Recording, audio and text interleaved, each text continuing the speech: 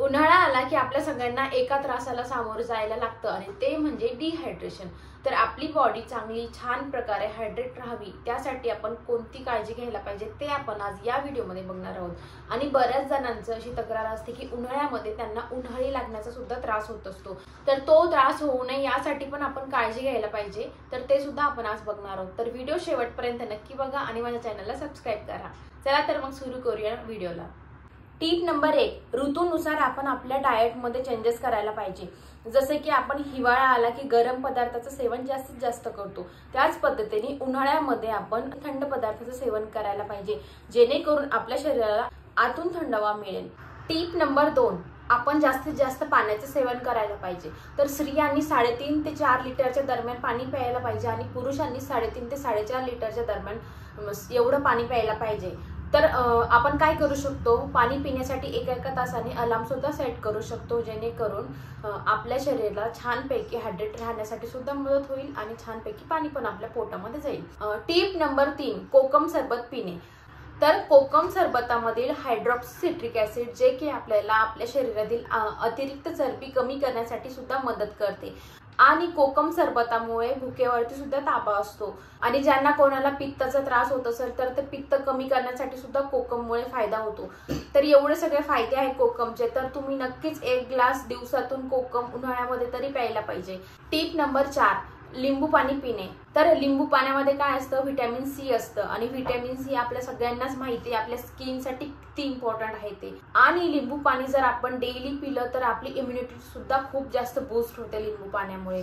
लिंबू पाण्यामुळे आपली पचनशक्ती सुद्धा सुधारते आणि लिंबू पाण्यामुळे आपला वेट लॉस सुद्धा होत असतो। तर बरेच जण वेट लॉस करण्यासाठी सुद्धा सकाळी लिंबू पाणी पित असतात, तर यासारखे बरेच फायदे आहेत लिंबू पाण्यामुळे। आणि लिंबू पाणी पिल्याने आपलं ब्लड प्रेशर म्हणजेच बीपी सुद्धा नियंत्रणात राहतो। टिप नंबर 5, आपण आपल्या आहारामध्ये ताकाचं सेवन करू शकतो। तर ताकाने काय होते, आपली पचनशक्ती सुधारते, आतून आपल्या शरीराला थंडावा मिळण्यासाठी सुद्धा मदत होते आणि ज्यांना कोणाला ऍसिडिटीचा त्रास आहे तर ऍसिडिटी कमी करण्यासाठी सुद्धा ताकाचा उपयोग होत असतो आणि वजन कमी करण्यासाठी सुद्धा ताकाचा उपयोग होतो। तर बरेच लोक काय करतात, 3 दिवस काही न खाता फक्त ताक पितात आणि असं सुद्धा डाएट करतात, ज्यामुळे त्यांचं वजन तर कमी होतच पण त्याबरोबर आपलं शरीर आतून स्वच्छ क्लीन होण्यासाठी सुद्धा मदत होते। म्हणजेच आपल्या शरीरातील जे काही आपल्या शरीरामध्ये टॉक्सिन जमा झालेले ते पूर्ण निघून जाण्यासाठी सुद्धा ताकामुळे मदत होते। टिप नंबर 6, आपण आपल्या आहारामध्ये सब्जा बीचा वापर करू शकतो।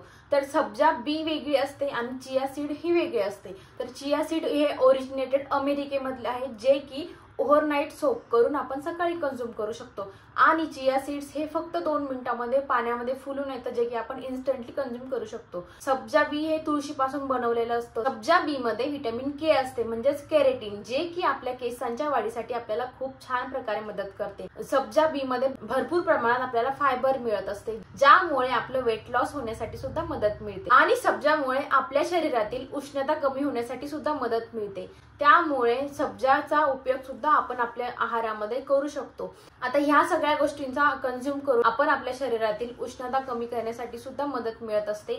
त्यामुळे आपण ह्या सगळ्या गोष्टी कंझ्युम करायला पाहिजे, जेणेकरून आपल्याला आपल्या शरीरात कोणत्याही प्रकारचा उन्हाळ्यामुळे होणारा जो त्रास असतो तो होणार नाही। आणि अजून एक, जसं की मी व्हिडिओच्या स्टार्टिंगला म्हटलेलं की बऱ्याच जणांना उन्हाळी सुद्धा लागण्याचा त्रास होतो, तर या सगळ्या गोष्टी जर तुम्ही कंझ्युम केल्या छानपैकी तर तुम्हाला तो त्रास सुद्धा होणार नाही। आणि तुम्हाला मी असं सजेस्ट करेन, जर तुम्हाला जास्तच उन्हाळी लागण्याचा त्रास होत असेल तर तुम्ही डॉक्टरांचा सल्ला नक्कीच घ्या। तर ह्या सगळ्या टिप्स तुम्हाला कशा वाटल्या ते मला कमेंट करून नक्की शेअर करा। या सगळ्या ड्रिंक्स ज्या काही मी तुमच्यासोबत शेअर केल्या त्यातलं तुमचं कोणतं फेवरेट आहे ते सुद्धा मला सांगायला विसरू नका। थँक्यू व्हिडिओ शेवटपर्यंत पाहिल्याबद्दल।